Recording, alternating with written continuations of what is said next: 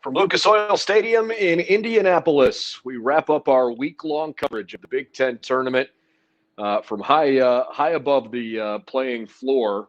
We've got the March Madness Final Four floor down off to my right and over my left shoulder, where the Buckeyes had a heck of a run through the Big Ten tournament and fell 3 agonizing points short of a Big Ten tournament championship. I'm Brendan Gulick. This is Instant Analysis of Ohio State men's basketball. Maybe a little less instant today because of the breaking news right after the game ended. Of course, the Buckeyes are NCAA tournament bound, the number 2 seed in Baylor's region, if you want to put it that way. And one of the takeaways from the NCAA tournament bracket, I think that's really cool. Those 4 teams that you just saw the last couple days, Iowa, Ohio State, Michigan, and Illinois, are in 4 separate regions. So there is potential that they could play once again in the Final Four. How wild and maybe even how appropriate would that be? Any one of those 4 teams was capable of winning this past weekend, and if given another opportunity, perhaps Illinois might win again, or perhaps they might not. So we'll have to see if that's just a fantasy idea or if it could become reality. Boy, that was one heck of a tournament, and pretty disappointing that Ohio State couldn't quite get it done. But man, if that game wasn't a roller coaster of emotions, I don't know what was. Starting 1 for 16 from the field, and it just felt like the game was going to get away pretty quickly, if not for Illinois' inability to stop committing fouls and put Ohio State at the free throw line a great deal. They hit 11 of 16 free throws in the same token where they had shot so poorly in that early part of the first half. But once Dwayne Washington hit a layup with just over 8 minutes left, the flip switched offensively. I think I said that backward. The switch flipped offensively in a big way. It's been a long week. And the Buckeyes went on to make 25 of their next 40 shots after missing 15 of their first 16. I mean, you want to talk about 2 dramatic ends of the spectrum. It was pretty wild. And so give him credit. I asked Coach Holt about it post game and said, look, when the beginning of the game was about as bad as it could have started, I noticed the body language of the Buckeyes was not overly negative. I mean, sure, frustrated, but, guys weren't yelling at each other or pointing fingers at each other. No hanging their heads. It just kind of felt like, boy, this really hasn't been good. Time to hit the reset button now. And their credit, they did. Dwayne Washington, certainly among the leaders there. He started off poorly from the floor and closed the first half in a fury. He had 15 points and certainly played well enough in that first half to make it a competitive 5-point game. And then obviously the second half was pretty back and forth, right? Ohio State had a couple of little stretches where it closed it down to 2.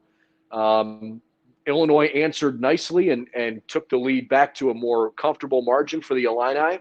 And then finally, Ohio State took the lead the first time all game with just a couple minutes to go. And I think it was at that point where Buckeye fans probably realized that, despite a horrendous start, it was still very possible that they could win this game. Unfortunately, this was not E.J. Liddell's best offensive game. He had a couple of turnovers and some bad spots, and obviously the numbers shooting the basketball weren't particularly good for Liddell either. It was a frustrating game there. But I certainly read a lot of comments on social media that were not happy with Liddell and burying him. And I would remind you that it might not be an overtime game if not for the defensive play that Liddell made at the end of regulation after C.J. Walker turned it over. I assume it went up the floor and had a chance to win the game. He missed his jump shot. Kofi Coburn got the offensive rebound, the biggest guy on the floor by a long shot, and his putback attempt was blocked away by Liddell, and E.J. essentially single-handedly in that moment kept this game alive and gave Ohio State some hope in the overtime session. Let's take a look at the final box score as we continue to recap the game. The Buckeyes in the overtime, unfortunately, just didn't really have it offensively. They only hit 3 of 9 shots in overtime. And Illinois, frankly, earned most of their offensive output in that final session from the free throw line. the Buckeyes did a decent job playing defense, but Illinois continued to draw fouls, and they hit 10 of 14 free throws in overtime. They only hit 2 baskets in that 5 minutes, but essentially that's what did Ohio State in. The number of fouls there late, 7 fouls in a 5-minute stretch. Certainly some of those were out of necessity. But to put in perspective the way Ohio State truly fought to the end of that game, I mean, there were a couple times where it just looked like, okay, this game's over. It's, there's only a handful of seconds left. And then bang, a 3-ball. And okay, now it's back to a 1-possession game. Dwayne Washington hit one of those. And then all of a sudden, Seth Towns comes on the floor. And, he really hadn't done much all game. And then bang, Seth Towns hits a 3, and now it's a 3-point game. Even C.J. Walker with a 6-point margin at 91-85. C.J. Walker sets and shoots a 3 as time expires and drills it. And so it's a 91-88 final score. And I think it just goes to show, that what Chris Holtmann has said, certainly throughout the tournament, but definitely throughout the year, is not lip service. This team really does take a lot of pride in playing the game the right way. They value every possession. They don't give away, needless opportunities to their opponent. And that's not to say they don't make mistakes. Everybody turns the ball over or misses shots from time to time. But the idea of, never, ever throwing in the towel, I think Buckeye Nation was pretty proud of the way Ohio State fought in that Big Ten title game. And frankly, too, how fitting that, the way the first 3 games of the tournament went, where you had Minnesota and Purdue and Michigan on the ropes the whole game, leading in those 3 games, leading or tied for all but about 8 minutes of the 125 they played in those first 3 games, to then dig a huge early hole against Illinois in the championship game and not say, hey, gee, this is our 4th game in 4 days, enough's enough, we're not going to quite have it today. The team literally fought all the way back and took the lead.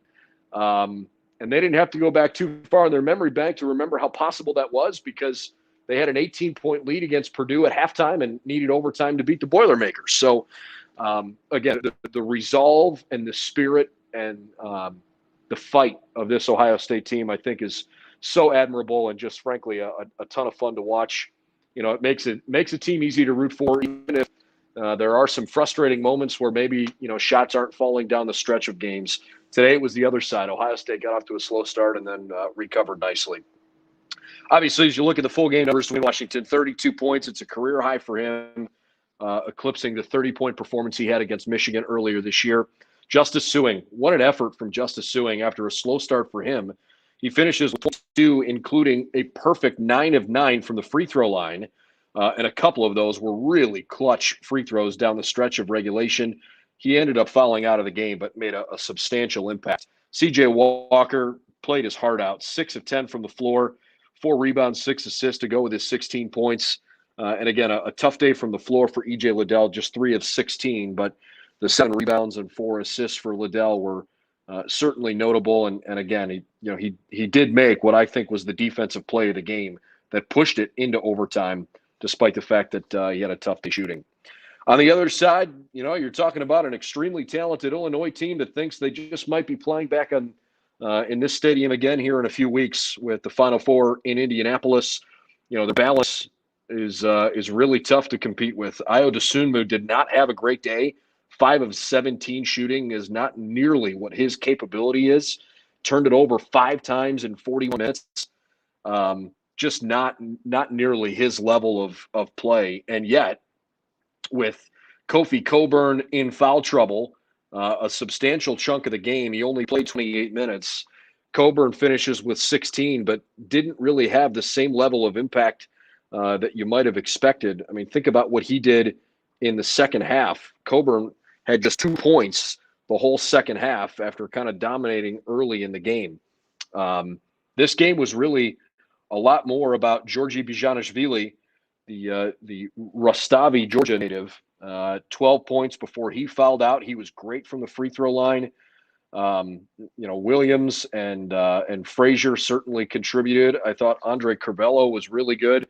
he's going to be a thorn in this league for several years. Curbelo, only a freshman guard. The depth and talent of this Illinois team is really, really impressive. And they've certainly got national title aspirations for a reason. They're very good, and they are very capable of hoisting the walnut and bronze at the end of the NCAA tournament. So, score 91-88. The Ohio State Buckeyes fall in the Big Ten Tournament Championship. The Buckeyes played in their 10th Big Ten Tournament title game in school history, dating back to the first tournament in 1998. They finish as the runner-up for the 5th time. Illinois wins the Big Ten Tournament for just the 3rd time ever. They had previously done it over Ohio State back in 2003, and it also won the 2005 tournament. They have not played in the tournament championship game since 2008, but this one was certainly a memorable one for the Illini. And so now the Buckeyes turn their attention to the NCAA tournament. They are a 2 seed. They are opening up with Oral Roberts, a 15 seed. The Buckeyes will have a chance to hopefully have a first-round opponent. It's a conference champion out of certainly a mid-major. This is the kind of game the Buckeyes probably should expect in the opening game of the tournament. They're going to get a good team that we'll dive into this week. I'm not going to pretend to know a bunch about Oral Roberts because I found out when you did that the Buckeyes were playing against them. So we'll do a deep dive on them. If they win, they're going to get a Power 5 conference opponent in either Florida or Virginia Tech in the round of 32. We know Ohio State will play Friday and Sunday in the first and potentially second round of the NCAA tournament. After that, we'll see how things go. Remember that this tournament this year is slightly different. The schedule is altered a little bit. Typically, it's Thursday, Friday, Saturday, Sunday, back-to-back weeks. Not the case this year. The first day of the tournament is Thursday for the first 4, and then the opening round games with 32 games being played over Friday and Saturday, the 19th and the 20th. Then the second round will be on Sunday and Monday.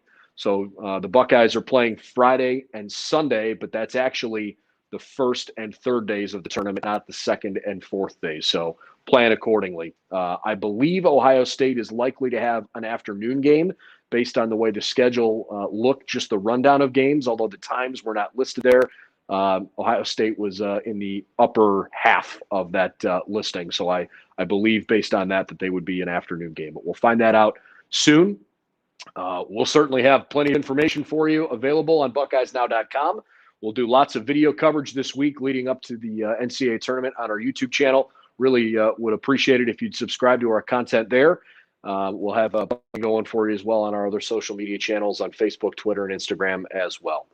Ohio State falls today 91-88, the final score in the Big Ten Tournament Championship here in Indianapolis. With any luck, maybe the Buckeyes will be back here in a couple of weeks too. I'm Brendan Gulick. Thanks for following along all week in the Big Ten Tournament. Been a lot of fun. Wins over Minnesota, overtime against Purdue, and a big win against the Michigan Wolverines yesterday to set up a stage for an instant classic, a game that Ohio State fans will not soon forget. But Illinois, the 2021 Big Ten Tournament champions, and now the Buckeyes will try to get healthy and rested and turn their attention toward Friday's first round games. We'll talk to you real soon. Buckeyes lose today by 3, 91-88 to final.